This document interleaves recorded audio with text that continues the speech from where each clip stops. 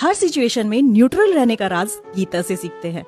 जो मनुष्य किसी प्रकार के दुख में ज्यादा दुखी नहीं होता, जो सुख की लालसा नहीं करता और जो भय और क्रोध से मुक्त रहता है, वह स्थिर बुद्धि वाला मनीषी कहलाता है।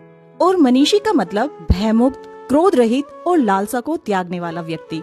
श्री कृष्ण ने गीता में बताया, दुखेष्वनु दुग्रीमनाः सुखेषु विगत स्पृह वीताराग भय क्रोधः स्थित धीर्मु निरुच्यते। गीता में श्री कृष्ण ने उस व्यक्ति की बात की है जो हर परिस्थिति में स्थिर रहना जानता है। ऐसा ही स्थिर व्यक्ति हमारे बीच भी हैं, श्री प्रेमानंद जी महाराज। जब ज्यादा लोग उन्हें जानते नहीं थे तब भी वो न्यूट्रल थे, यानी स्थिर थे। और जब उनके पास इतने सारे लोग हो चुके हैं तब भी उसके बाद वो उतने ही स्थिर हैं। प्रसिद्धि के बाद भी उनके मुख पर कोई सुख की लालसा नहीं आई। गीता की ये बात आपको समझ आई तो ये वीडियो उस व्यक्ति को शेयर करो जो दुख में ज्यादा दुखी होता है और सुख में ज्यादा उछलता है। श्री कृष्ण की और भी बातें गीता के माध्यम से सुनने के लिए हमें फॉलो करें। हमें रिजेक्शन मिलता है तो बहुत बुरा लगता है। इस पर गीता में क्या लिखा है, आइए समझते हैं। वीडियो को शेयर जरूर करना अगर बात समझ में आए तो।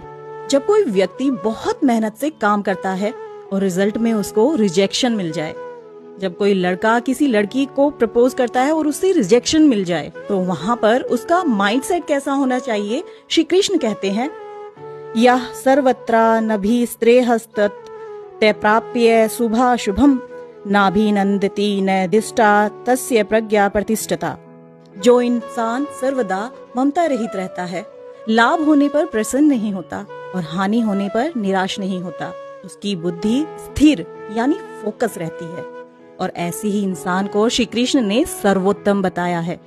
तो कभी आपको रिजेक्शन मिले तो उस अचीवमेंट को याद रखिएगा जो आपको मिलने वाली है या मिली हो। सर्वोत्तम व्यक्ति वही है जो दूध फटने पर ना रोए, बल्कि उसका पनीर बनाकर मजे से खाए। श्री कृष्ण की अगर ये बात समझ में आई तो वीडियो को लाइक करके शेयर करके जरूर जाइएगा।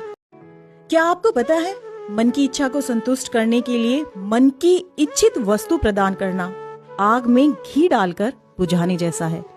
जैसे सिगरेट की तलब बुझाने के लिए व्यक्ति सिगरेट पीता है और उसकी तलब मिटती ही नहीं बल्कि और बढ़ जाती है और प्रबल हो जाती है। इसी बात पर श्री कृष्ण ने गीता में जो कहा, आइए उसे समझते हैं। यदा सहरते चायम कुर्मा अंगनी सर्वशा इंद्रियाणि निंद्रिया भ्रयस्तस्य प्रज्ञा प्रतिष्ठता। श्री कृष्ण ने बताया, यदि व्यक्ति अपनी इंद्रियों को उनके विषय से इस प्रकार हटा ले जिस प्रकार कछुआ अपने अंगों को अपने खोल में समेट लेता है, वह दिव्य ज्ञान में स्थित हो जाता है।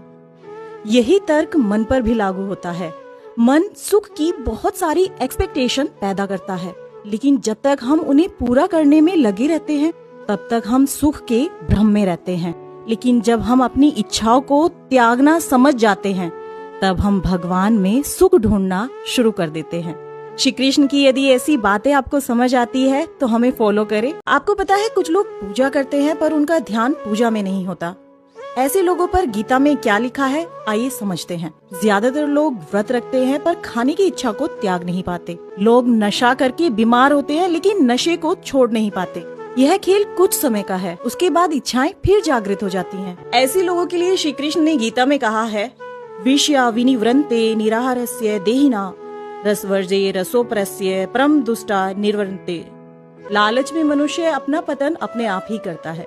पूरा जीवन विषय भोगों को पूरा करने में समाप्त कर देता है। केवल इन भोगों से हमें अध्यात्म का मार्ग ही सुरक्षित कर सकता है। इसी प्रकार गीता में लिखा है कि जो व्यक्ति कृष्ण भावनामृत के मार्ग पर चलता है, ऐसे व्यक्तियों की भौतिक वस्तुओं में रुचि समाप्त हो जाती है। श्री कृष्ण की ये बात आपको समझ आई तो इस वीडियो को शेयर जरूर करें और लोगों तक पहुंचाएं। क्या आपको पता है, जब मेनका विश्वामित्र जैसे ऋषि को डिस्ट्रैक्ट कर सकती है, हम तो फिर भी कॉमन इंसान हैं, तो हम अपने आप को कैसे डिस्ट्रैक्शन से बचा सकते हैं। इसी बात पर श्री कृष्ण ने गीता में कुछ बताया है। यत्तो हपि कौन्तेया पुरुषस्य विपश्चिता इंद्राणि प्रमाथिनी हिरन्ति प्रसवं मना। इस पृथ्वी पर इंसान के अलावा ऐसा कोई भी प्राणी नहीं जो डिस्ट्रैक्ट होता हो।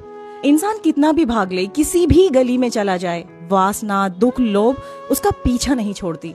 इससे पीछा छुड़ाने का सिर्फ एक ही रास्ता है, कृष्ण रस में डूब जाना। जब हम कृष्ण रस में डूब जाते हैं तब वासना, लोभ, लालच ये हमारे पास भटकते भी नहीं। कृष्ण के अलावा कोई भी लालसा मन में नहीं आती। मन शांत और एकाग्र होकर अपने कार्य को करने लगता है। श्री कृष्ण का ये उपाय अगर आपको समझ आया तो हमें फॉलो करें। राधे राधे।